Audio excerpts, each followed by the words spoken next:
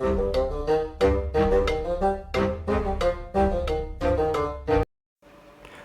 and welcome to the Curriculus. I'm a Monk, and today we're doing a review for Strategic Mind Fight for Dominance.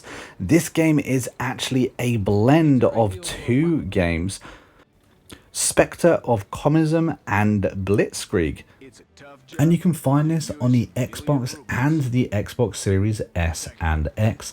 It will set you back around £41. However, if you already previously own one of the games, then you actually get this at a discounted price. There's actually a couple of these discounted prices that are available on Xbox. I do actually think that is a limited time offer, so if you are looking to pick up this game, then now is probably the time to do so. The game has been published by Klabata, and they actually was kind enough to provide me with a few keys for this game. So of course, if you're looking to get this game for free, stick around to the very end of the video to find out how. Now, for anyone that doesn't know what this game actually is, it goes about World War II in a unique way, where you actually get to control as the German armed forces, overcoming unthinkable odds and claiming ultimate bittersweet victory in Europe. And during the process, you get to control a variety of different troops. You get to control infantry units, tanks, different jeeps, aeroplanes, and of course, you also get to control the navy as well. Now, the planes are really interesting because for me, I think it's actually one of the best features about the game because, of course, your fighter jets, your bombers, they will run out of fuel, they will run out of munitions, and you have to return them back to base to then refuel and, of course, rearm. And if you don't refuel in time, well, let's just say that plane is going to crash and burn. This game also has quite a bit of depth to it because you can level up your troops, earning extra rewards, you can recruit heroes, you can also recruit extra little bonuses to individual troop types as well. And of course, you also have the problem as you sprawl across the map trying to complete the various different missions the game sets for you, you also have to worry about your own supply line because, of course, if you're going from one end of the map to the other and you have absolutely no outpost in between, then your supply line is going to be severely limited, meaning that your ground troops are also going to be running out of fuel or munitions as well. So it does add that extra strategic factor to this game as you play it out. Honestly, I found it quite interesting because I've played games many times that are featuring a World War II, but in all of them, I think I've played as the Europeans or the Americans, you know, playing those fictional heroes. In this game, however, you get to see Gerbil, you're playing on his side. You get to see the generals of Hitler, and also you also get to play as the USSR. You get to play as the Russians, and of course you get to see Stalin in this as well as he takes on the Japanese. I'm actually a little bit surprised that we haven't had games like this sooner, or at least nothing that I've ever really noticed. Now, of course, I have actually reviewed a few Strategic Mind games before. Nothing really has changed from those reviews, unfortunately. The game still is a little bit buggy. It is a little bit hard to handle at times. I strongly recommend doing the tutorial. I unfortunately did have a few dashboards, but to be fair, I didn't actually lose any progress at all. The game, you know, picked up from where it left off, which I'm really pleased about. I had a slight issue when it came to actually targeting certain enemies. For whatever reason, my mouse cursor would keep flicking to the top right hand of the screen, but after I managed to sort that out and just be a little bit more patient with it, my game run an awful lot smoother.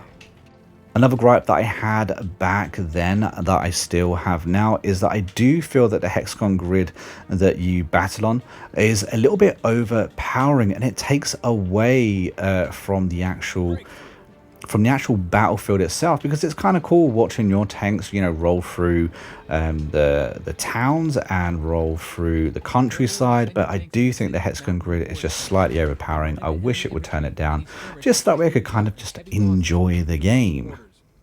Now, one thing that really should be commended is the fact that this is a fully voice-acted game. There's an awful lot of dialogue within these games, and every single line of it is voice-acted. The voice acting could be a lot better. I'm not going to lie. I'm sure if you play it, you'll see exactly what I mean. And if you're not, well, here's a little clip for you. Comrade Rokossovsky, I have always considered you a very talented officer. Thank you for your trust, Comrade Voroshilov. Until recently, I was planning to promote you to ComCorps rank. Why did you change your mind, Comrade Voroshilov? Our ever-vigilant state security has uncovered some horrific facts about you, comrade. You have been spying for both Japan and Poland. I have signed confessions from traitors to the state that prove it. As funny as it might look or sound, I am grateful that this is in the game, because at the end of the day, I do think that it's that, you know, those voiceovers, that voice acting, it actually enables you to get immersed in the game. Plus, a lot of the time, especially when you very first start the game, you'll encounter new elements as you play, and the game will just chuck you the advice relevant to that piece of information. I really like that. I think that's a really good way of doing it. You don't have to do the tutorial, of course, but it does help. I would also mention, for anyone just starting a game, if you want to move your troops around, it is Y and not A. When it comes to time to completion, this game isn't going to be one you're going to be able to complete incredibly fast. Remember, this is the combination of 2 games in one, and every single mission or every single main campaign map will take you a good amount of time to actually complete, which is certainly a good thing when they're trying to command £40 for the game. Unfortunately, though, no real bugs have been fixed that I can see since I reviewed the last one, and so I can only really give this a 5 out of 10. It is a good strategy game if you want to go on the fact that, you know, you've got several troops, sometimes even more so, that you're able to move around the board. You're obviously fighting different enemies. I love the fact that you've got air to ground, that you've got naval combat as well. I like the fact that you've got a few other in-depth mechanics too, but for me it is too buggy, it is too laggy. There are definitely things that need to be fixed, and of course the dashboarding does not help its case whatsoever.